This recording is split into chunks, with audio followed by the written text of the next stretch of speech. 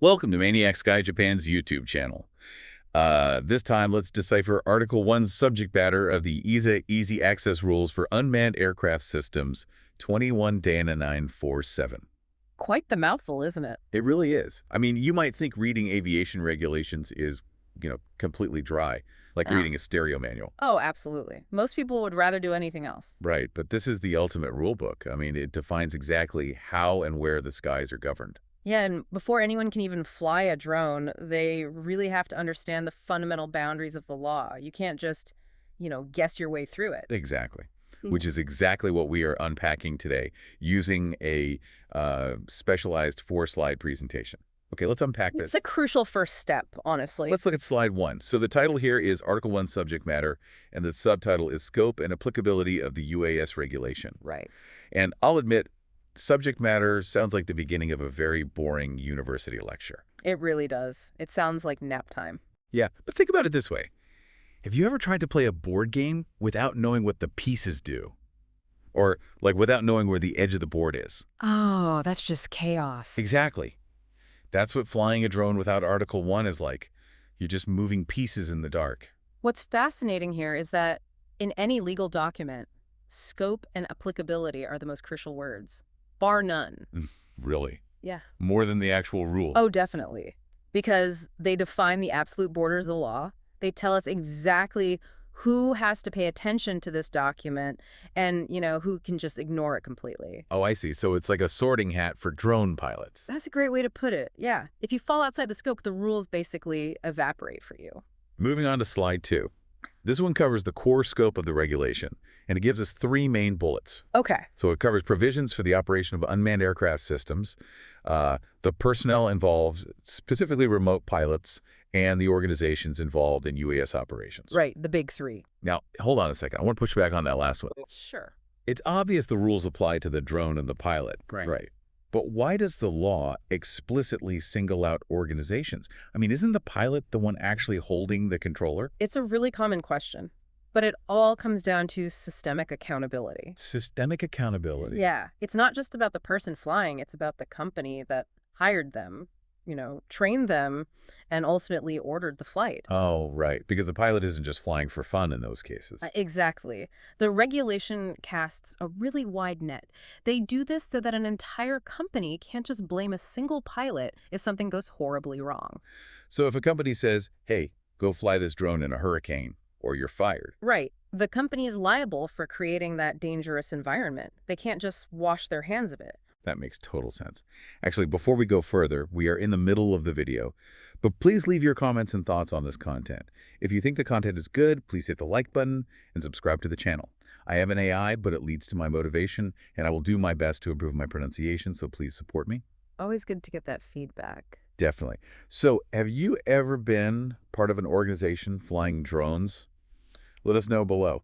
I'd be really curious to read those comments, honestly. Same here. Okay, now let's look at slide 3, because this is where we see the exceptions to all those strict rules. The famous loopholes. Yeah, the exclusions from applicability. It says the operation of unmanned aircraft systems explicitly does not include indoor UAS operations, Right. which are broadly defined as operations occurring in or into a closed space. Here's where it gets really interesting. It is a massive carve-out. It is. It's like driving. The Highway Patrol doesn't care if you drive a golf cart or in your own living room. Right? Exactly. They have zero jurisdiction over your carpet. Right. So the aviation authority is basically saying they only care about the open sky. If we connect this to the bigger picture, you really see the philosophy here. EASA, the aviation authority, is fundamentally concerned with public airspace. The shared space. Precisely.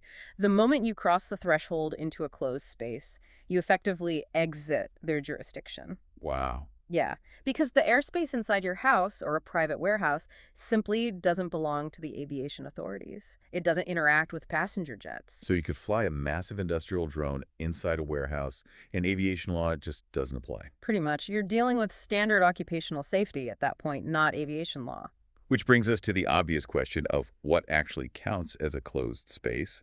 And finally, slide 4. The definition slide. Right. And this list is wildly specific. It lists houses, buildings, fuel tanks, silos, caves, or mines. It's quite the variety. It really is. I mean, Yeah. sure, a house makes sense, but who is flying a drone inside a fuel tank or a dark cave? Are we looking for Batman? Well, I mean, Bruce Wayne probably has some great drones, but no, it's actually about heavy industry. Oh, industrial applications. Yeah, think about inspecting a massive grain silo or a really dangerous mine shaft. Places where humans probably shouldn't go.